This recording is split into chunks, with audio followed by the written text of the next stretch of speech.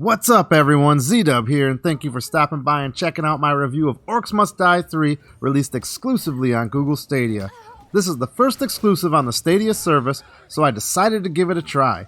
I was pretty impressed I could just hop on the game instantly with zero downloads or anything. So if you want to give this title a try, you can try Stadia for free for 30 days if you haven't done the trial yet, or you can purchase the game for $30, and alternatively, it can come with the premium $10 a month subscription, which is a pretty solid deal to play this game.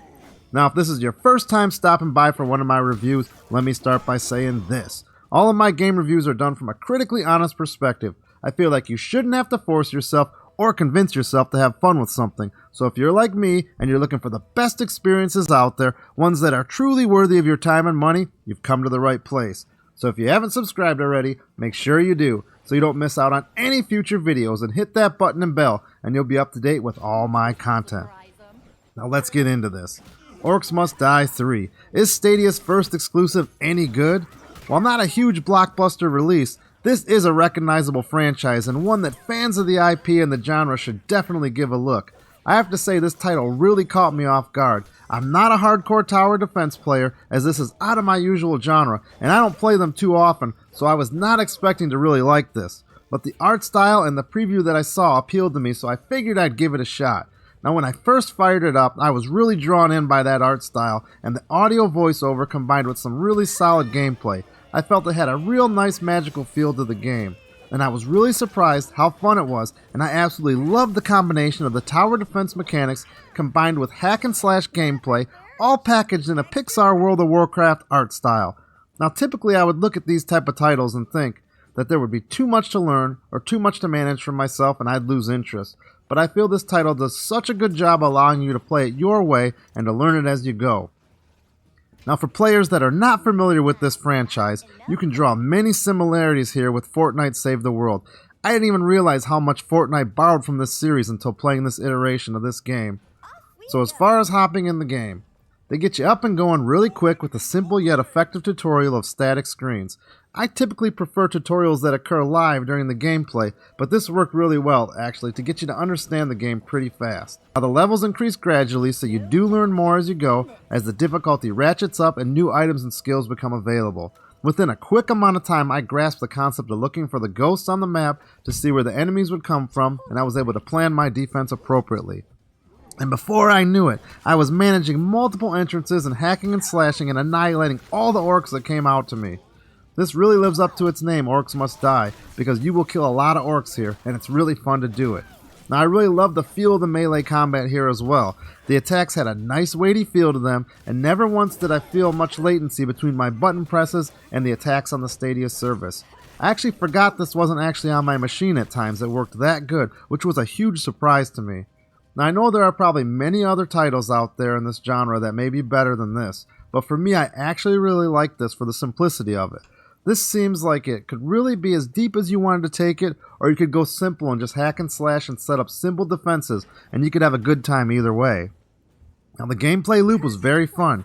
You have a setup period to plan your defense, then you trigger the orcs to come, battle and annihilate them to earn more money, to lay more traps, and then annihilate more. You do that for several waves on a level until complete, managing multiple paths as the time goes on. Now I also think the upgrades of the items and weapons is also done very well. You earn skulls on the completion of levels, and they can be spent to upgrade or buy new items and skills. Now I know that a lot of these items and skills came from the prior game, but for someone like me that this is my first experience with this title, I was fine with what was offered here. There are actually so many traps and skills that it is a bit overwhelming at first, but I felt I could go as deep or as shallow as I needed based on the level I was playing. I really think they did such a great job on the variety of these items, they can lead to a lot of replay here and give you a lot of different ways to defend. Now I played this on a keyboard and mouse, and I tried it on a controller. It was easy to play on either, and the controls were very easy to pick up and play. Surprisingly, I actually preferred the controller for this title. So as far as graphics, I felt this title looked and performed very well. The art style is very charming, and it had zero issues streaming on Stadia. The game interface was very intuitive. It was easy to follow the map and see where the enemies are coming from and where you need to defend. The character designs and animations of the destroying the orcs in various ways looked great as well.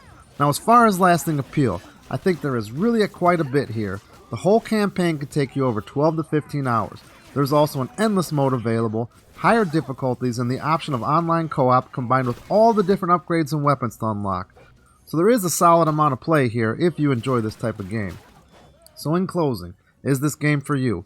Well, if you're looking for a fun tower defense experience combined with some hack and slash gameplay, there is a lot to enjoy here. So for my fun or not recommendation, this is a solid recommend for anyone that this type of gameplay appeals to. It's done very well, and it definitely fills the fun gauge with its engaging gameplay loop and well done voiceover work combined with its charming art style. If you haven't done the 30-day Stadia trial, this is a good time to demo the service and you can play the game for free for 30 days. Even at $10 to play this for a month, it's not a bad deal if you're looking for something fun and different to play. So if you played this and agree or disagree with me, or you got anything to say about it, let me know in the comments. I'd love to hear it. So thanks for stopping by and watching, and if you enjoyed this and you're interested in honest reviews focusing on whether a game is purely fun or not, or whether a game will wow you, subscribe so you don't miss out on any future gaming content. Well, I gotta get back to defending this castle here, so I'll see you next time. This is Z-Dub out.